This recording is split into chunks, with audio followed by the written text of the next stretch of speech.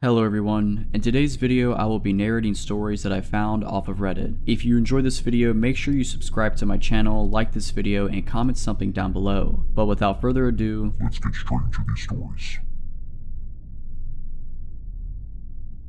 I was traveling home from a weekend conference in a city a few hours away. To save money, I took a late night train. It was nearly empty, so I settled into the designated quiet car, hoping to get some rest before my stop. The quiet car lived up to its name. No one else seemed to be in it, and the dim lighting only added to the hushed atmosphere. I set my bag on the seat beside me and pulled out my phone to watch something, but the eerie silence made me feel strangely exposed, so I put in my earbuds and pretended to be asleep instead. About halfway through the journey, I felt the car shift slightly the way it does when the train comes to a stop. Furious, I cracked open one eye. We were at a small, dimly lit station. Nobody boarded, and the platform was empty except for one person. A woman stood near the edge, facing away from the train, perfectly still. She didn't have any luggage or appeared to be waiting for anyone. Her hair was long and unkempt, and her coat looked oversized and weathered. I figured she was waiting for another train and tried to dismiss the unease creeping up my spine. The train started moving again, and as we pulled away from the station, I glanced back out the window. The woman hadn't moved an inch. It was almost an hour later when I noticed something was off. I had fallen asleep briefly but woke up feeling cold. When I opened my eyes, the train car was darker than before, and then I saw her. The woman from the platform was sitting 2 rows ahead of me. I froze. There was no sound, no indication that anyone else had entered the car. My heart started pounding as I stared at the back of her head. She was hunched forward slightly, her hair covering most of her face, and she didn't seem to have anything with her. No bag, no phone, nothing. I couldn't understand how she had gotten on the train. We hadn't stopped again since that station. I debated what to do. Should I move to another car? Should I alert someone? But something in me said not to move, not to make a sound. I stayed still, hoping she wouldn't notice me. Then, as if she could feel my gaze, she slowly turned her head. Her face was pale, almost unnaturally so, and her eyes were hollow, like she hadn't slept in days. But the worst part was her expression. She wasn't angry or upset. She was smiling, a slow, deliberate smile that felt like it was meant just for me. I was paralyzed. She didn't say anything, didn't move any closer. She just stared at me, smiling, for what felt like an eternity. Then, without warning, she stood up and walked toward the door at the end of the car. But she didn't leave. She stood there, facing the door, completely still, as though she were waiting for something. I couldn't take it anymore. Grabbing my bag, I bolted to the next car. Thankfully, there were a few other passengers scattered around. I sat as close to them as possible, my hands shaking as I clutched my things. I kept looking over my shoulder, expecting her to follow me, but she never came into the car. When the train finally reached my stop, I practically ran off and didn't look back. I told a few friends about what happened, and most of them think she was just some weirdo trying to scare me. But I can't shake the feeling that there was something wrong about her.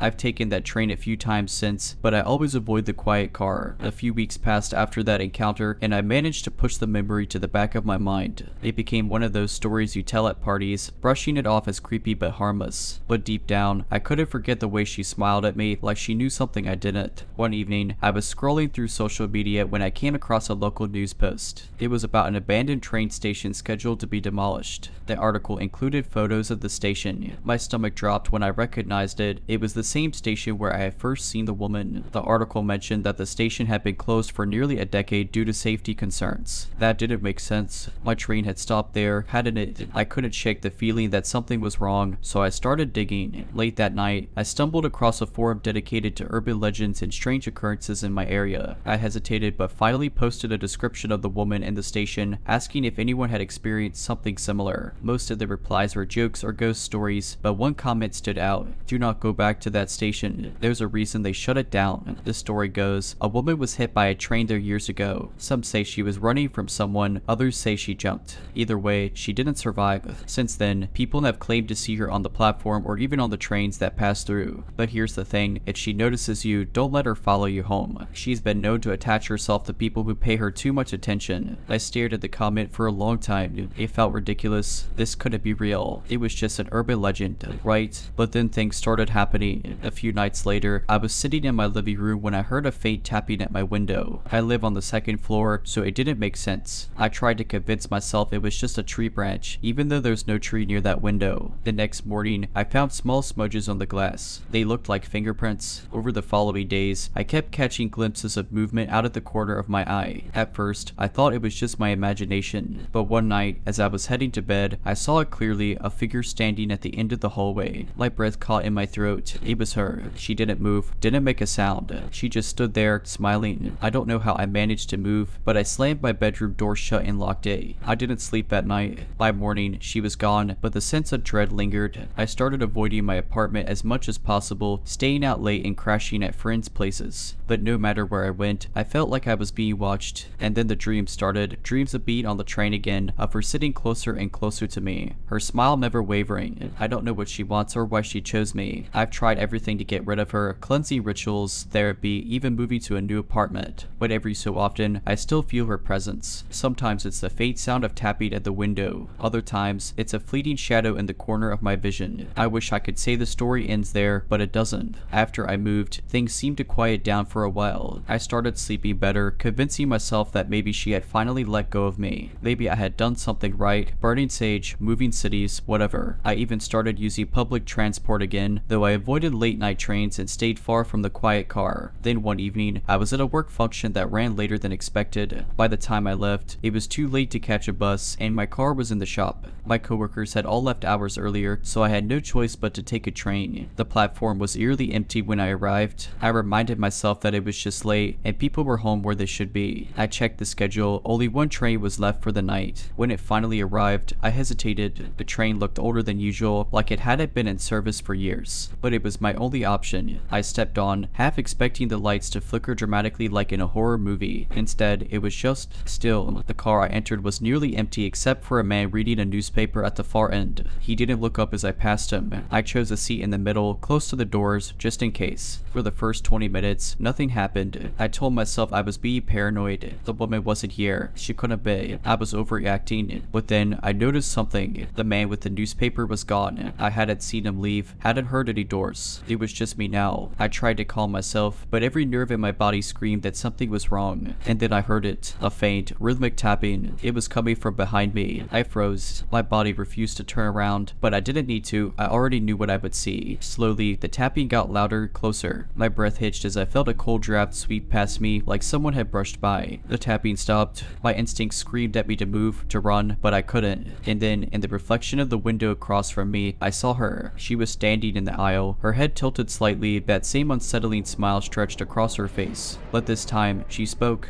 "You shouldn't have left me." Her voice was soft, almost a whisper, but it cut through the silence like a blade. I couldn't move, couldn't breathe. My reflection in the window showed my wide, terrified eyes locked with hers. "I only wanted to come with you," she said. Her smile widened unnaturally, stretching in a way that wasn't human. The lights in the car flickered, and when they came back on, she was gone. But the cold lingered, and the air felt heavy, oppressive. The train pulled into my stop moments later, and I bolted out as fast as I could. I didn't look back. I didn't care if anyone saw me running like a lunatic. I just needed to get away. Since then, the tapping has returned. At home, in my car, even in broad daylight. It's faint, almost imperceptible, but it's there. And sometimes, when I look in mirrors or windows, I catch glimpses of her. Just a shadow or the edge of that smile. I don't know what she is or what she wants, but she's not going to let me go. Not really.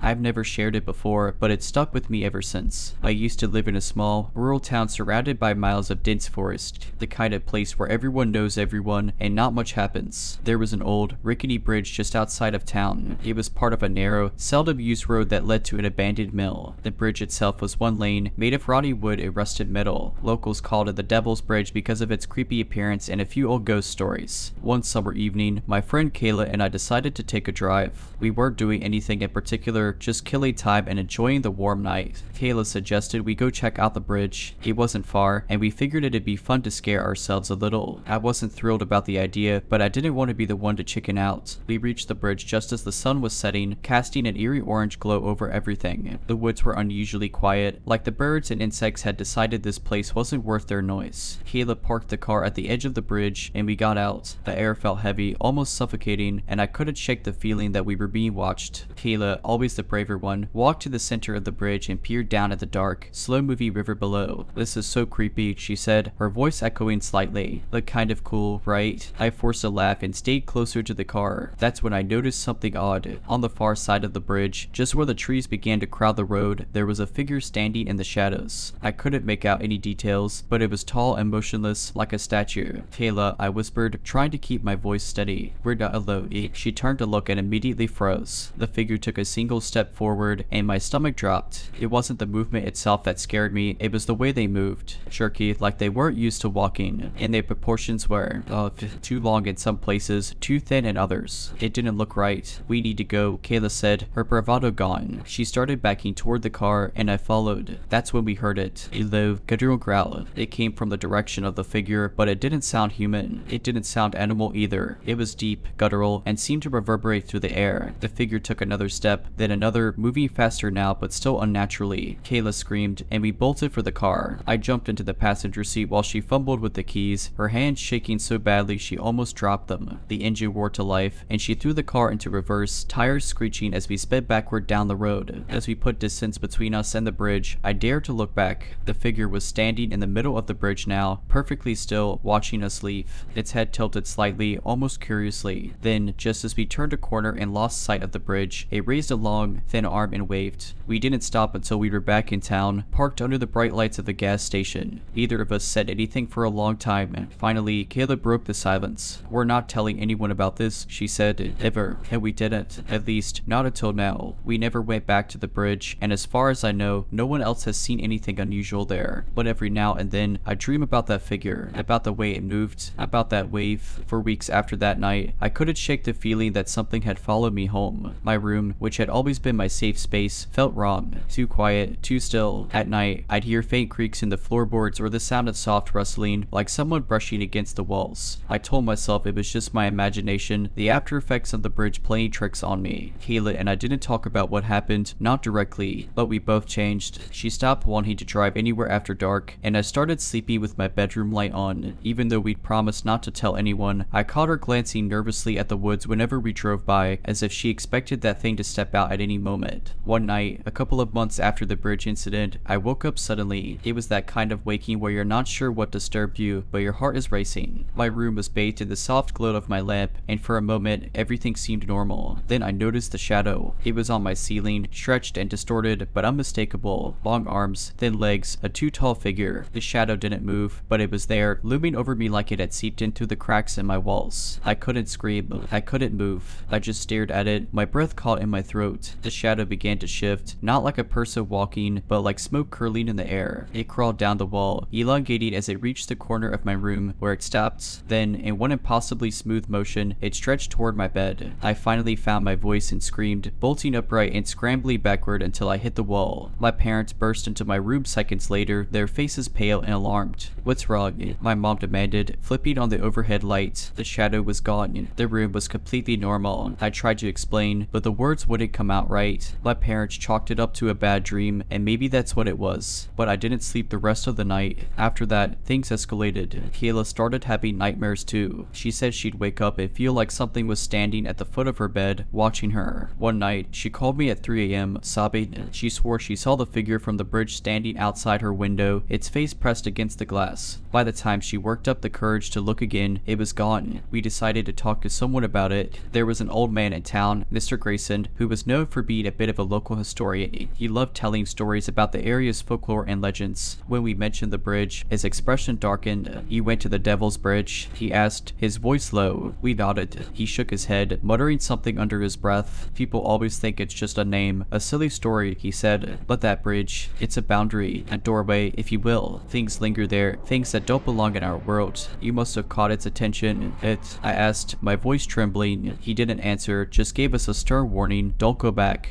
and don't acknowledge it if it comes around. Whatever you do, don't invite it in." We left feeling more uneasy than ever. We tried to move on, to ignore the lingering fear. Kayla eventually left town for college, and I stayed behind, but we drifted apart. Life went on, and the strange occurrences became less frequent. By the following year, they had stopped altogether. I still don't know what we encountered that night on the bridge. Part of me wants to believe it was just our imagination, a shared hallucination fueled by the spooky setting. But deep down, I know better. Sometimes, late at night, night, I'll catch myself staring out my window, searching the darkness for a tall, shadowy figure. A few years passed, and life settled into a more ordinary rhythm. I moved out of my hometown for a new job in a city several hours away. The nightmares had stopped, and I hadn't thought about the bridge in a long time. Kayla and I had lost touch completely, and while a part of me missed her, another part was relieved. Talking to her always felt like reopening an old wound. But then, about 6 months ago, I received a letter. Not an email, not a text, an actual letter. The envelope was plain and unmarked, with no return address. Inside was a single piece of paper with just a few words, written in shaky, uneven handwriting. "It's not over. Be careful. Kayla." My stomach churned as I reread the message over and over. It didn't make sense. I hadn't heard from her in years, and she'd never been the type to send cryptic notes. I debated whether to call her, but the number I had for her was old, and I didn't even know if it would still work. I tried to push it out of my mind. Maybe it was some kind of joke, or maybe she'd gotten into something strange and was reaching out to me for reasons that had nothing to do with the bridge. Still, it unsettled me. That night, I had the worst dream I'd had in years. I was back on the bridge, alone this time.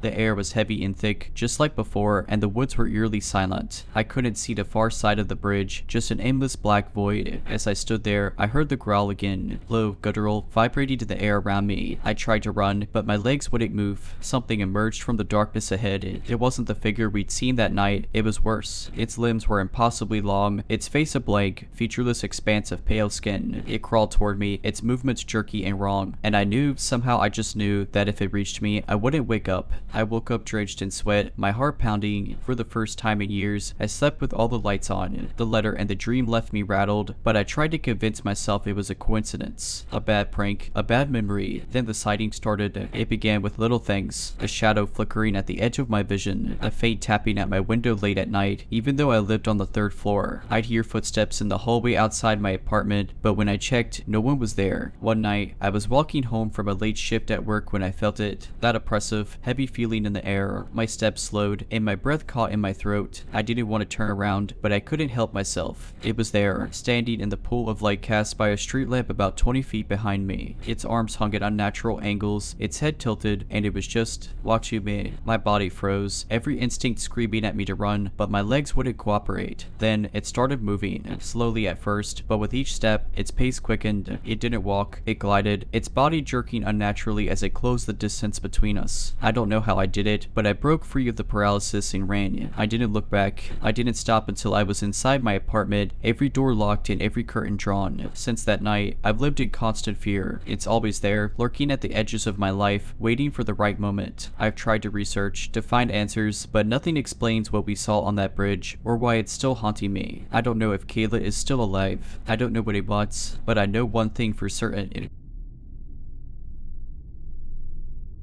For context, I worked late shifts at a downtown law office. My job required me to stay well past midnight sometimes, and because parking was cheaper at night, I used a nearby garage that operated 24/7. The garage was one of those multi-story ones with flickery fluorescent lights and a faint smell of damp concrete. On most nights, it was eerily quiet, save for the occasional hum of a distant car or the echo of my own footsteps. One night, I wrapped up work around 1 a.m. and headed to the garage. I took the elevator to the 3rd floor, where my car was parked. As I stepped out, I noticed a small office I had never really paid attention to before. It was tucked into a corner near the stairwell, its frosted glass windows glowing dimly from inside. The words security office were stenciled on the door. I remember thinking it was odd. I had used this garage for over a year and had never seen anyone go in or out of that office. I shrugged it off, figuring I just hadn't noticed before. As I approached my car, I heard the door to the office creak open behind me. I turned around to see a man step out. He looked to be in his late 40s, with a receding hairline and a uniform that seemed slightly too small for him. He smiled, but something about it felt off. His smile was wide, but his eyes didn't match. "Late night?" he asked, his voice echoing slightly in the empty garage. I nodded, forcing a polite smile. "Yeah, work ran long." He took a step closer, and I instinctively stepped back, keeping my car between us. "You know, it's not very safe here at night," he continued, his tone casual, but the words carried a strange weight. "You should stop by the office next time. We've got cameras. You'd be safer if someone knew knew where you were. Alarm bells started going off in my head. I glanced around. The garage was empty. No other cars, no other people. Just me and this man. I'll keep that in mind, I said quickly, fumbling for my keys. He didn't move, just stood there, watching me, that strange smile still plastered on his face. As I got into my car, I locked the doors immediately and started the engine. He didn't try to stop me, but as I backed out, I saw him still standing there, now staring at me through the windshield. I drove home as fast as I could, trying to shake off the unease. When I got home, I decided to call the parking garage management the next morning to ask about the security guard. Here's where it gets weird. The next day, I explained the situation to the garage management. They told me they didn't have a security office on the 3rd floor. In fact, they didn't even employ security guards after 6 p.m. I felt my blood really cold. I asked if they had cameras and could check the footage. They promised to look into it and get back to me. A few days later, they called me back. They had reviewed the footage. There was no record of a man leaving the so-called security office that night. In fact, they said that room had been empty for years, used only for storage. I was shaken. The idea that I had interacted with someone or something that didn't exist on the security footage was almost too much to process. But there was no denying what I had experienced. I decided to avoid that parking garage entirely. I told my boss I wouldn't be working late unless the company covered a rideshare or I could park somewhere closer. For weeks, I avoided downtown after dark. I tried to put the incident behind me, but it kept nagging at me. Who was the man, and how could he just not be there on the footage? Then something happened that made it even worse. One night, I was at home, flipping through channels in an attempt to unwind, when my phone buzzed. It was an email from the parking garage management. The subject line read, "Incident update." Curious but apprehensive, I opened it. The message was brief. "We've conducted a deeper review of past footage following your report. While we couldn't find any evidence of the man you described on the night in question, we did find something unusual. He appears on older recordings, always around midnight, always near the 3rd floor office. Strangely, his appearances stopped roughly 2 years ago, just after a reported assault in that area of the garage. The case remains unsolved. We've forwarded our findings to the police." I dropped my phone, my heart racing. The details clicked together in the worst possible way. Was this man tied to the assault? Could he have been the perpetrator, or worse, the victim? I couldn't shake the feeling that whatever or whoever I had encountered wasn't entirely alive. The next day, a detective called to ask a few follow-up questions. He confirmed that the case involved a woman who was attacked late at night and managed to escape after a struggle. She described her assailant as a man matching the one I had seen. They'd never caught him. The detective asked if I could come in to look at a photo lineup, just in case I could help. Nervous but willing to assist, I agreed. When I got to the station, they showed me a few photos. One of them sent a chill straight through me. It was him, the man from the garage. The detective nodded grimly. "That's who we thought," he said. "But here's the thing. He was killed in a car accident 2 years ago, just a week after the attack. We were never able to link him conclusively to the assault before he died. I felt like the floor had dropped out from under me. The man I saw and spoke to shouldn't have been there. I don't use parking garages anymore. In fact, I avoid most places that feel deserted or isolated, especially at night. Sometimes, I think about that security office and wonder what might have happened if I'd followed his suggestion to stop by next time." After the lineup, I spent the next few days in a haze. I couldn't focus at work, couldn't sleep, and certainly couldn't bring myself to explain to anyone what had happened. Every time I tried to articulate the sequence of events, I felt like I was losing my grip on reality. A week later, I received another email from the garage management. This time, it wasn't an update about the footage or their investigation, it was a formal notification. The garage was permanently closing. The message cited structural issues as the reason, but the timing was too coincidental for me to believe that was the whole truth. That night, curiosity got the better of me. I found myself googling the garage and the assault case again. Digging deeper than I had before, I found an obscure forum thread from a local true crime group discussing the case. One comment stood out. There were rumors the guy didn't act alone. People think there was a lookout or accomplice. Police could never prove it. My stomach turned. What if the man in the parking garage wasn't just lingering as some restless spirit? What if he was looking for his missing partner or a replacement? I tried to push the thought out of my mind, but it clung to me like a shadow. The idea that he might not have been alone in the first place made the whole situation feel even more sinister. A few months passed. The garage was fenced off and slated for demolition. I had almost convinced myself that whatever I experienced was an isolated, unexplainable event. Then, something happened that shattered that fragile peace. One night, I was walking to my car in a different parking lot, well lit and busy, the kind of place that made me feel safer. As I approached my car, my phone buzzed with a notification. It was from an unknown number. The message was simple: "You should be more careful at night." I froze. My first instinct was to think it was a prank. Maybe someone had overheard me telling the story to a coworker or friend. But then another message came through, remember the cameras. Someone should know where you are. My breath hitched. That was exactly what the man from the garage had said to me. I looked around the lot, my heart pounding. There were people around, but no one seemed out of place. Just normal folks going about their business. I quickly got into my car, locked the doors, and drove straight home. When I got there, I called the number back, but it didn't ring, it just went straight to a disconnected message. I forwarded the text to the detective I'd spoken to before and begged him to trace the number. A few days later, he called me back with news that left me shaken to my core. The number had been tied to a prepaid phone purchased 2 years ago. It had never been used until now, and the purchase, it was made in a convenience store a block away from the parking garage on the night of the assault. To this day, I have no explanation for what happened. I've moved to a new city, changed jobs, and taken every precaution to make sure I'm never in a situation where I feel unsafe again. But sometimes, late at night, I can't help but feel watched, like there's someone or something out there that hasn't forgotten me.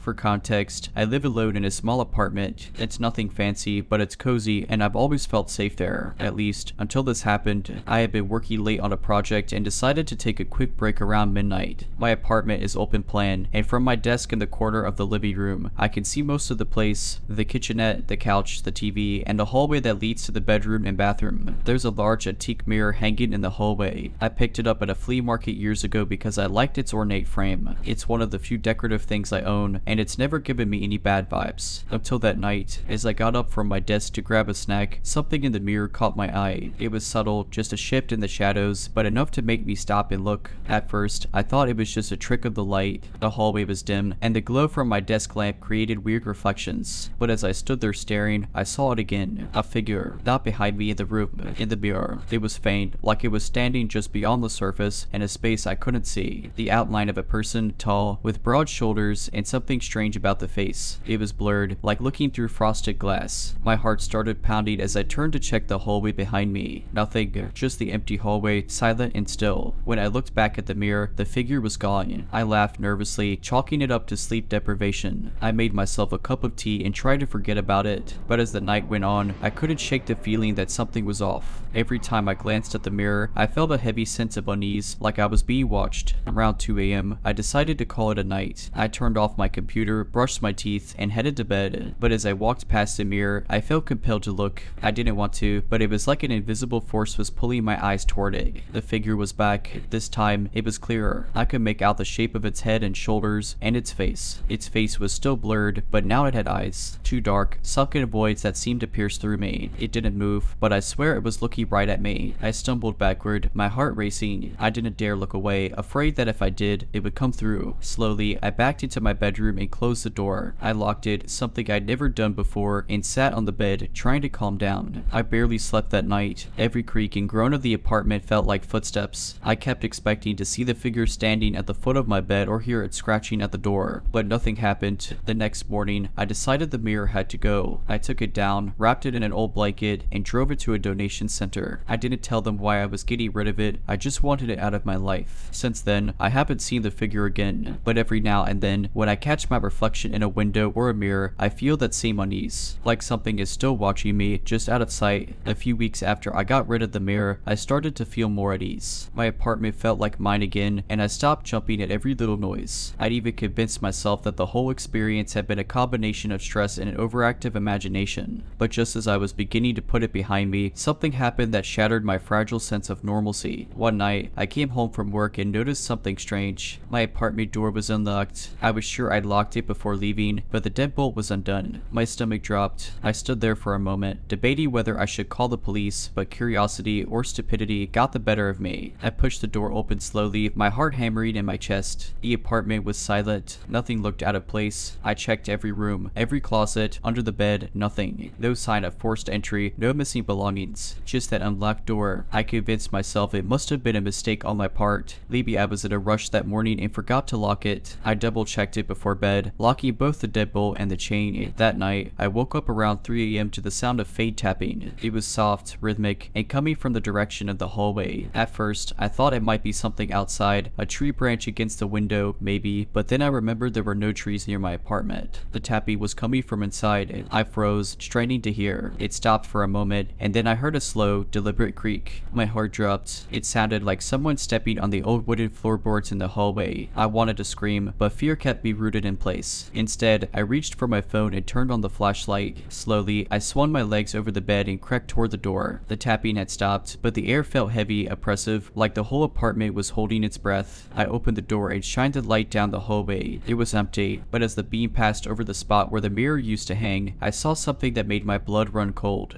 A faint outline, just for a second, like a smudge on the wall. It was the same shape as the figure I'd seen in the mirror. And then, as I stared at it, the smudge faded, disappearing completely. I didn't sleep the rest of the night. As soon as the sun came up, I called a locksmith and had all the locks changed. I'd even asked the landlord if I could break my lease early, but they wouldn't budge. I was stuck. For the next few weeks, nothing happened. No tapping, no strange figures, no unlocked doors. I almost convinced myself that I'd imagined the whole thing. Almost. One evening, as I was scrolling through my phone, I got a notification from my building's security app. It's one of those systems where you can see footage from the cameras in the lobby and hallways. The notification said there had been unusual activity near my unit. Curious, I opened the app and clicked on the video. The footage was from the hallway outside my apartment. Time-stamped at 2:58 a.m. It was grainy and a little blurry, but I could clearly see my door. And then I saw it. The figure. It wasn't standing in the hallway. It was reflected in the glass of a framed photo on the opposite wall. Tall, broad shoulders, and those same hollow eyes. It stood there for a moment, motionless, before slowly fading out of view. I don't know what it is or what it wants, but I've made arrangements to move out at the end of the month. Until then, I've covered every reflective surface in my apartment with sheets and avoid looking at anything that might show my reflection. Moving out couldn't come soon enough. Every day, I felt the oppressive weight of its presence, even though I never saw it directly again. I'd hear the faint tapping late at night, feel the inexplicable chill in the air, or catch fleeting shadows where there shouldn't be any. But the worst part wasn't the sounds or the sensations, it was the feeling of being watched. Constantly, I packed my things during the day, always with music or a podcast playing to keep my mind distracted. I didn't even want to think about what might happen in the silence. Every box I taped up felt like a step closer to freedom. The last night before my move, I couldn't sleep.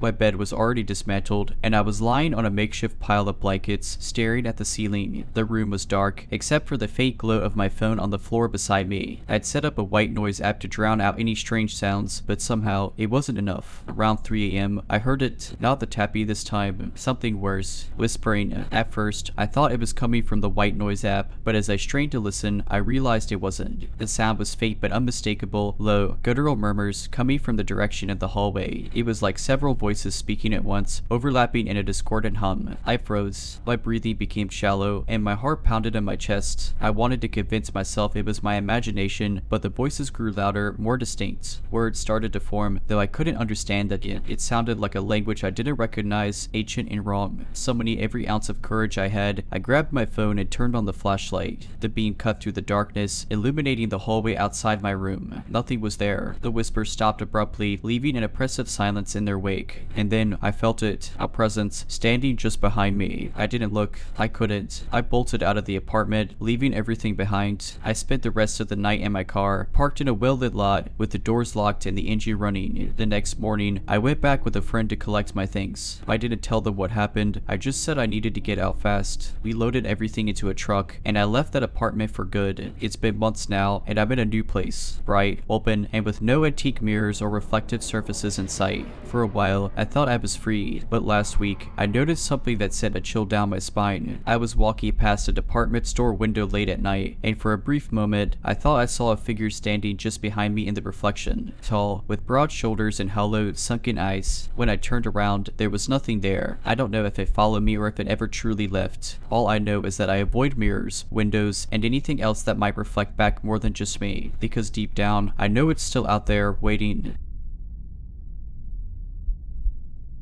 About a year ago, I started a new job at an old, Towery office building downtown. The place had that vintage charm, wood-paneled walls, creaky elevators, and frosted glass doors for every suite. My office was on the 5th floor, and I worked late most nights because I was new and wanted to make a good impression. One evening, I was in the elevator heading down to the lobby after an especially late night. I was alone, and as the elevator descended, it jolted slightly and stopped on the 7th floor. The doors opened, revealing a dimly lit hallway. I didn't think much of it. Maybe someone had pressed the button but decided to take the stairs. Still, something about the 7th floor gave me the creeps. The lights flickered faintly, and I noticed every door along the hallway was shut tight, except one. At the far end, a single door stood slightly ajar. I felt a shiver but figured it was just my tired mind playing tricks on me. I reached for the close door button when I heard it, a soft, rhythmic tapping sound like fingernails on wood. It came from the direction of that open door. Against my better judgment, I stepped out of the elevator. The hallway was eerily silent except for the faint tapping. I approached the door cautiously, peering into the crack. Inside, the room was almost entirely dark, save for a flickering fluorescent light in the corner. At first, I saw nothing unusual, just a few old filing cabinets and scattered papers. But then my eyes adjusted, and I noticed something where someone crouched in the far corner. The figure didn't move, but I could hear the tapping more clearly now. It was coming from the figure's direction. They were facing the wall, their head tilted at an unnatural angle, and their arms. They were too long, almost reaching the floor. My breath caught in my throat as the tapping suddenly stopped, and the figure turned its head toward me. Its face, if you could call it that, was blank. No eyes, no mouth, just smooth, pale skin. And yet, I felt it staring directly at me. I stumbled back into the hallway, my heart pounding in my chest. I ran back to the elevator, slamming the button repeatedly until the doors mercifully closed. As the elevator descended, I half expected it to stop again, but it didn't. When I reached the lobby, I bolted out of the building without looking back. The next day, I couldn't shake what I'd seen. I decided to ask one of the longtime employees about the 7th floor. He gave me a puzzled look and said, "There's no 7th floor. That floor has been sealed off for years." A few weeks passed, and I tried to convince myself that what I saw was just a result of sleep deprivation and stress. But the memory of that figure in the corner haunted me. I started asking subtle questions around the office, nothing too direct, just casual mentions of the building's history. Most people shrugged and said they didn't know much about it. One janitor, an older man named Ray, told me the building was nearly a century old and had been everything from a law office to a newspaper headquarters. One day, I finally worked up the nerve to ask about the 7th floor directly. Ray paused mid-sweep of the hallway, his expression shifting to something unreadable. "You don't want to go poking around up there," he said after a long silence. "Why not?" I pressed, trying to sound nonchalant. "They sealed it off for a reason," he said quietly. "People used to work up there. A lot of people, until they didn't." That cryptic answer only made me more curious. I spent my lunch breaks digging through old newspaper archives online. It took some time, but I eventually found an article about a fire on the 7th floor. It happened decades ago, back when the building was used as an accounting firm. The article claimed a disgruntled employee had started the fire in the middle of the workday, trapping several people in the office. 7 were killed, and the floor was damaged so badly that it was never fully repaired. Instead, it was walled off, leaving only the structural frame intact. The story gave me chills, but it didn't explain what I'd seen, or why the elevator had stopped there that night. I tried to let it go, but my curiosity kept gnawing at me. Against my better judgment, I decided to go back. This time, I planned to record everything on my phone. I waited until late one evening when the building was mostly empty. Armed with a flashlight and shaky confidence, I took the elevator to the 6th floor and walked up the stairs to the 7th. A metal gate barred the way, but it wasn't locked. I pushed it open with a screech that echoed down the dark hallway. The air was stale and cold, and the lights flickered just as I remembered. I walked slowly, my footsteps muffled by the thick layer of dust on the carpet. As I approached the same door that had been ajar before, I noticed it was now closed. My hand trembled as I reached for the handle. The door creaked open to reveal the same room, its flickering light casting eerie shadows. The filing cabinets were still there, as were the scattered papers, but the corner where the figure had been crouching was empty. I stepped inside, my flashlight sweeping the room, and then I heard the tapping, soft, deliberate, coming from behind me. I spun around, my flashlight beamed darting wildly. The door slammed shut with a deafening bang, and the tapping grew louder, closer. My phone slipped from my hand, clattering to the floor, and the light flickered out completely. In the pitch black, I felt something cold brush against my arm. I read it. I didn't think. I just bolted for the door, yanking it open and sprinting down the hallway. I didn't stop until I was back in the elevator, pounding the button for the lobby. The doors finally closed, and as the elevator descended, I felt a cold dread wash over me. In the reflection of the mirrored walls, I saw it, the blank face, staring over my shoulder. When the elevator reached the lobby, the reflection was gone, but the feeling of being watched hasn't left me since. I quit my job a week later and moved to a different city, but sometimes, late at night, I still hear that tapping. Life after quitting the job was quieter, at least at first. I moved to a smaller city, took a remote position, and avoided tall office buildings altogether. I figured distance was the best cure for whatever had happened back on the 7th floor. For months, I didn't hear the tapping or see any sign of that blank-faced figure. Slowly, I started to believe it was over. Then, one night, I woke to a sound. At first, I thought it was rain against my window. It had that irregular irregular rhythm, soft and persistent. But as my groggy brain adjusted, I realized it wasn't coming from outside. It was coming from inside my bedroom. Tap, tap, tap. My blood ran cold. The sound was coming from my closet. I sat up in bed, heart pounding, and stared at the closed closet door. The tapping stopped. For a few moments, the silence was deafening, and I thought maybe I'd imagined it.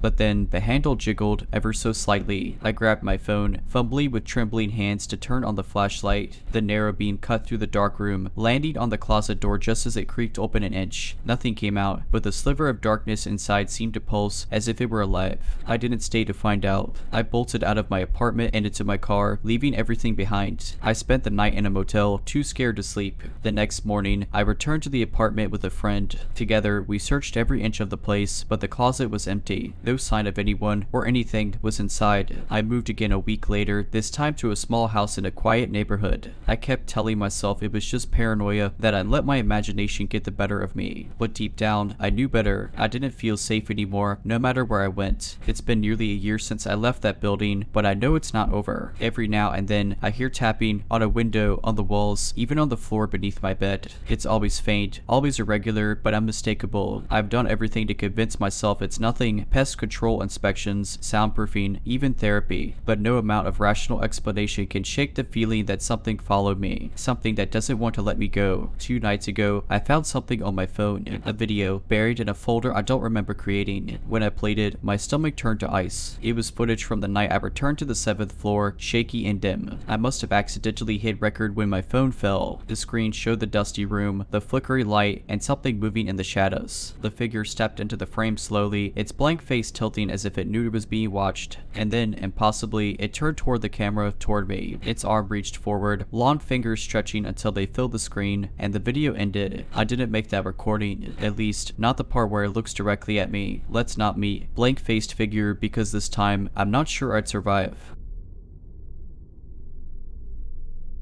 I used to take late night walks to clear my head, especially after stressful days. There was a particular route I loved that included an overpass with a view of the highway below. The steady hum of traffic was oddly soothing. One night, I decided to head out for one of these walks around 11 p.m. It was summer, so the air was warm and heavy with the scent of blooming flowers. The overpass was about 20 minutes from my house, and the streets were eerily quiet. As I approached it, I noticed a figure standing by the railing, leaning over slightly. It wasn't uncommon to see other night owls enjoying the view, so I didn't think much of it, but as I got closer, I realized something was off. The person wasn't just leaning, they were staring down at the traffic, completely motionless. Their posture was unnaturally rigid, like a mannequin propped up for display. They were wearing a hooded sweatshirt, the hood pulled up despite the warm weather. I felt a flicker of unease but brushed it off. Maybe they were just deep in thought or having a tough time. I kept my distance, walking to the other side of the overpass. I didn't want to intrude on their space. When I was about halfway across, I noticed them turn their head slightly as if following me with their eyes. My heart rate picked up, but I told myself to stay calm. It wasn't like they were doing anything threatening yet. Then I heard it, a faint scraping sound, like metal against concrete. I turned my head just enough to see that the person was dragging something along the ground as they started walking toward me. It was long and thin, glinting faintly under the orange streetlights. My stomach dropped. It looked like a crowbar. I tried to act normal, picking up my pace slightly but not enough to make it obvious I was scared. The person matched my speed, and the scraping sound grew louder, more deliberate. By the time I reached the end of the overpass, I was practically speed walking. I glanced back once and saw the person had broken into a jog, the crowbar still in their hand. That's when my adrenaline kicked in, and I started running. I didn't stop until I reached a well-lit convenience store about 3 blocks away. I burst through the doors, gasping for breath, and the cashier looked at me with wide eyes. I told him someone was following me, and he immediately called the police. I stayed inside, peeking out the windows, but I didn't see anyone. When the police arrived, I gave them a description of the person. They promised to patrol the area but didn't seem overly concerned. I never found out if they caught the person or if they were just trying to scare me. I've stopped taking late night walks since then. In the weeks following the incident, I couldn't shake the feeling of being watched. My once peaceful neighborhood suddenly felt suffocating, the shadows on every street corner hiding potential threats. I installed extra locks on my doors and made sure every window was secured before bed. It felt paranoid, but I couldn't help it. A couple of days after my overpass encounter, I decided to confront confide in a coworker, Sam. She was the kind of person who didn't scare easily, and I figured she might have some practical advice. When I told her what had happened, her face went pale. Wait, she said slowly, was it on the overpass near Mill Street? Yeah, I replied, my heart sinking. Why? Sam hesitated, then leaned in closer. About a year ago, a girl I went to high school with had something similar happen to her. She was walking on that same overpass late at night and saw a guy just standing there. She said he started following her, but when she ran, he didn't. He just stood there, watching her until she was out of sight. I felt a chill run down my spine. Did she go to the police? She did, but nothing ever came of it. They chalked it up to a random weirdo. But here's the creepy part, Sam said, lowering her voice. A couple of months later, there were reports of missing pets in the area. Dogs, mostly, and a few cats. People swore they saw someone carrying tools around at night, but no one could ever describe him clearly. Eventually, it stopped, and everyone just forgot about it. By now, my hands were trembling.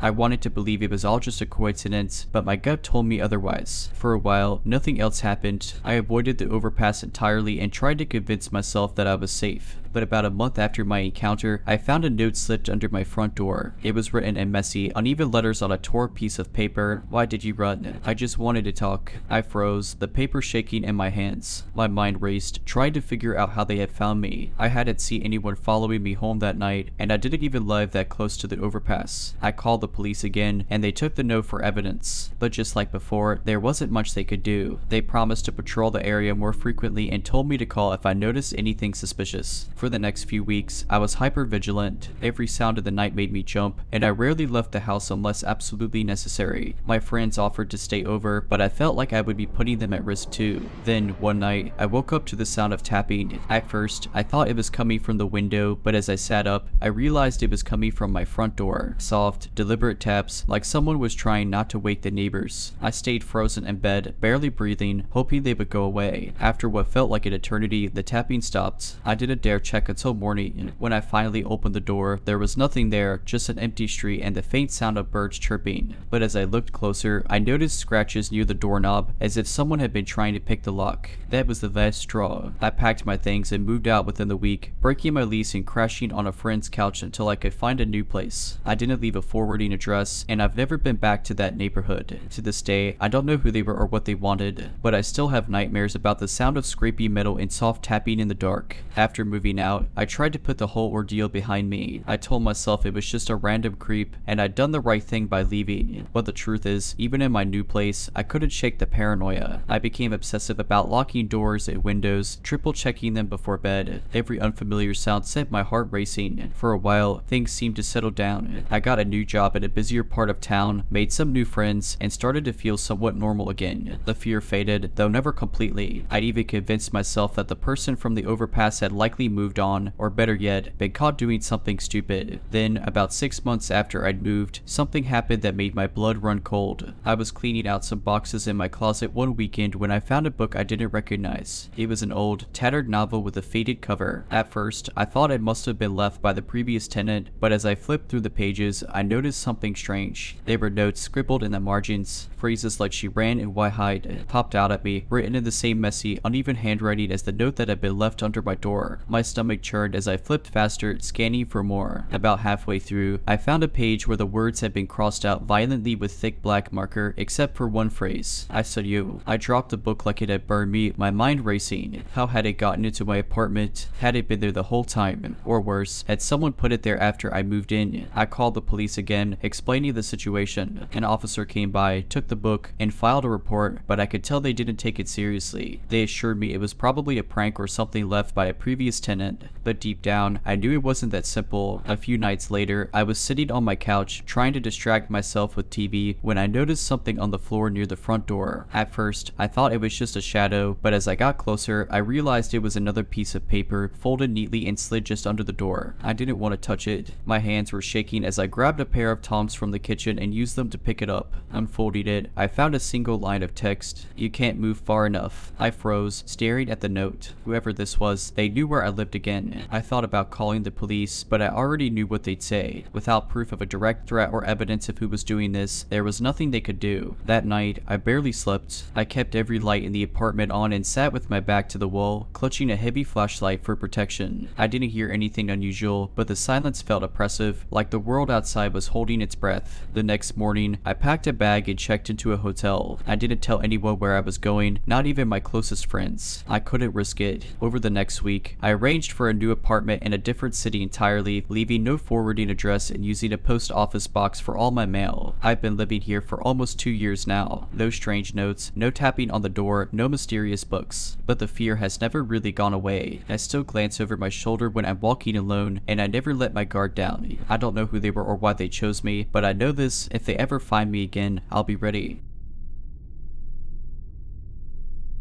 I went to a pretty large university, and like most students, I had a membership to the campus gym. I'd always gone in the evenings because it wasn't as crowded as during the day. I liked the solitude. Fewer people meant shorter waits for equipment, and honestly, fewer distractions. One evening, I went for my usual workout around 9:30 p.m. The gym was nearly empty, save for a few dedicated athletes and the staff at the front desk. I headed to the locker room to stash my bag. When I walked in, it was silent, completely empty, or so I thought. The gym's locker room had an odd layout. It was long and narrow, with rows of lockers lining both sides. You couldn't see around the corners unless you were directly in front of them. I picked a spot about halfway down the row and started changing into my workout gear. That's when I heard it, the faint sound of metal clanging together, like someone was fiddling with a lock or a latch. It was subtle but distinct. I froze for a second, listening, but it stopped almost as quickly as it started. Assuming it was just someone further down, I shrugged it off and continued getting ready. I was lacing up my shoes when I heard it again, this time louder, almost deliberate. It wasn't coming from the lockers near me, though. It sounded like it was coming from the far corner of the room, just out of sight. "Hello?" I called out, feeling a little silly. No response. I told myself it was nothing, probably just the pipes or something mechanical in the old building. I finished up and headed to the gym floor. I had a great workout, an hour of weights, followed by some cardio. By the time I was done, it was close to 11 p.m. The gym was practically deserted, and I decided to head back to the locker room to grab my stuff. As I stepped inside, the locker room felt off. The air was colder, and the fluorescent lights overhead were flickering slightly. I chalked it up to exhaustion and walked to my locker. The place was completely silent. No more metal sounds, no footsteps, nothing. I grabbed my bag and was about to leave when I noticed something weird. The locker next to mine was wide open. I distinctly remembered it being closed when I arrived. I would have noticed because it was directly at eye level. It wasn't just open, though. The lock was hanging from the latch, and the door looked like it had been bent outward, like someone had pried it open. I stood there staring at it for a moment, trying to figure out what to do. Should I tell someone? Was someone here? That's when I heard breathing, low, shallow breathing, like someone trying not to be hurt. My heart jumped into my throat. The sound was coming from behind me. Slowly, I turned around, scanning the room. At first, I didn't see anything, just rows of lockers and shadows. Then I saw it. Someone crouched behind the last row, half hidden in the dim light. It was a man, dressed in dark clothes, his face partially obscured by a hoodie. He wasn't looking at me, though. He was looking down, fiddling with something in his hands. It was a knife. I didn't say anything. I didn't move.